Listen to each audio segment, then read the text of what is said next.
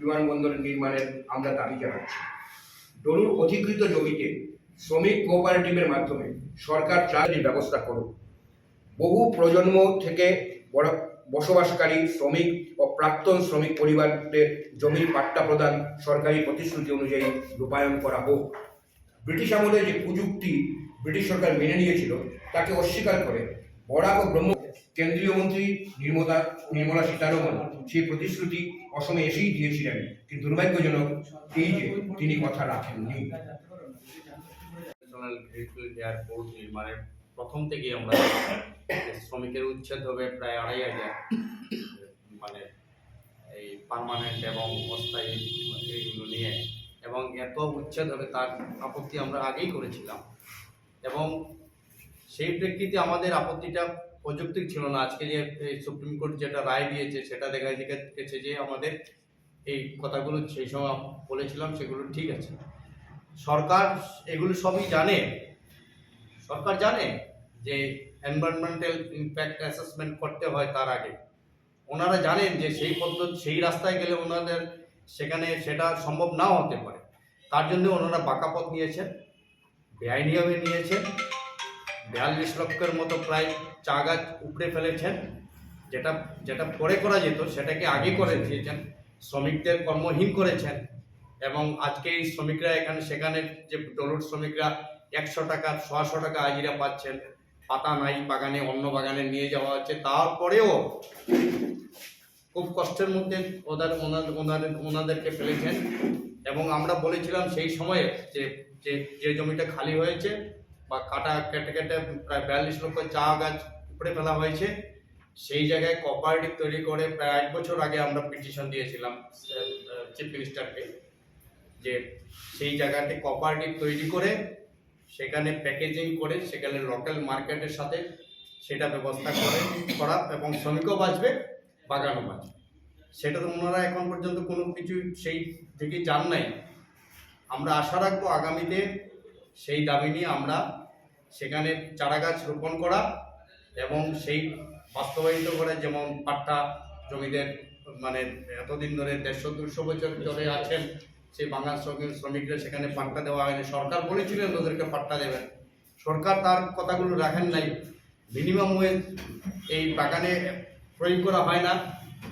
আমরা দাবি রাখছি, সেই মন্ত্রী মিনিস্টার বলে গেছেন, কিন্তু আজকে পর্যন্ত সেখানে সেই মিনিমাম ওয়েজ সরকারি যে আইন আছে 1948-এর মিনিমাম ওয়েজ অ্যাক্ট, সেই অ্যাক্টগুলো আজকে পর্যন্ত বাস্তবায়িত করেন নাই। আমরা দাবি রাখবো আজকে যে সেইগুলো বাস্তবায়িত করুন, এবং যদি না করেন সেই হিসাবে আমরা সেই আন্দোলনে আবার অগ্রসর হব।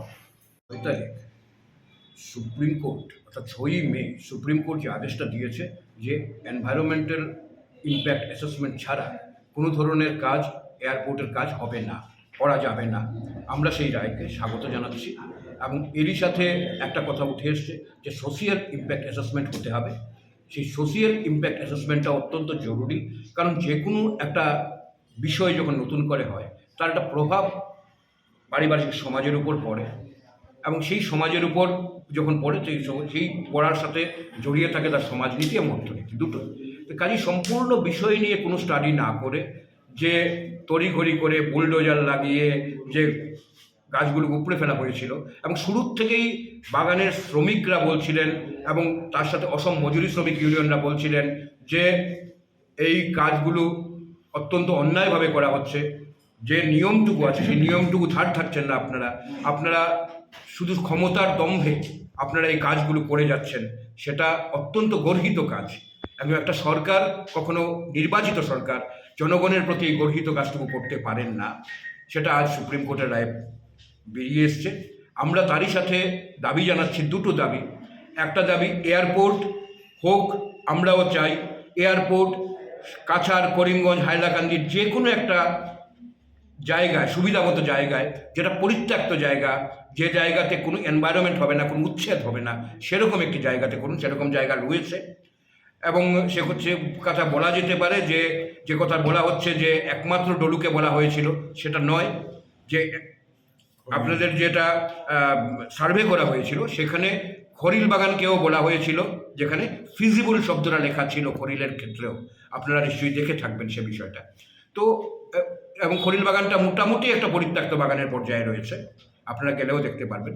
তো সেখানে হতে পারে অথবা অন্য কোনো কারণে হতে পারে, কিন্তু এটা যে লাভজনক প্রতিষ্ঠান, যে প্রতিষ্ঠানটা লাভ করে আসছিল প্রায় 46 কোটি টাকা লাভের বাগান ছিল 2022 পর্যন্ত, তারপর প্রায় 37 কোটি টাকা লসের জায়গায় চলে আসছে। মানে 46-এর তুলনায় যদি আমরা হিসাব করি তাহলে 37 কোটি টাকা কম লাভ করেছে এরপরের বার।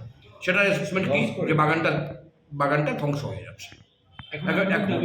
আমাদের দাবি যে জায়গাটা সরকার নিয়েছেন সেখানে প্ল্যান্টেশন আবার চালু করার জন্য প্রয়োজনে এনরেগা ব্যবহার করে সেটাকে চালু করুন, কিন্তু শ্রমিকরা কাজ চাইছেন, কাজের জন্য শ্রমিকরা হাহাকার করছেন, কাজ পাচ্ছেন না এবং সেটা তাদের ব্যালেন্স শিটও পরিষ্কারভাবে উঠে এসছে, কারণ শ্রমিকদের যে পেমেন্ট করা হচ্ছে সেই পেমেন্টের রাশিটাও কমে যাচ্ছে। সে থেকেই বোঝা যাচ্ছে যে শ্রমিকদের তারা ডেপুট করতে পারছেন না। তো সেক্ষেত্রে সরকার আন্তরিক হোক শ্রমিকদের প্রতি, সরকার আন্তরিক হোক উন্নয়নের প্রতি। আমরা আবার বলছি, সরকার আন্তরিক হোক সত্যিকারের উন্নয়নের প্রতি, যে উন্নয়ন মানুষের উন্নয়ন হয়, যে উন্নয়ন মানুষ ভালো করে খেতে পারে, সেই জায়গা থেকে আন্তরিক হোক, ওই জায়গাতে আবার রিপ্রেজেন্টেশন করার ব্যবস্থা সরকার করুক।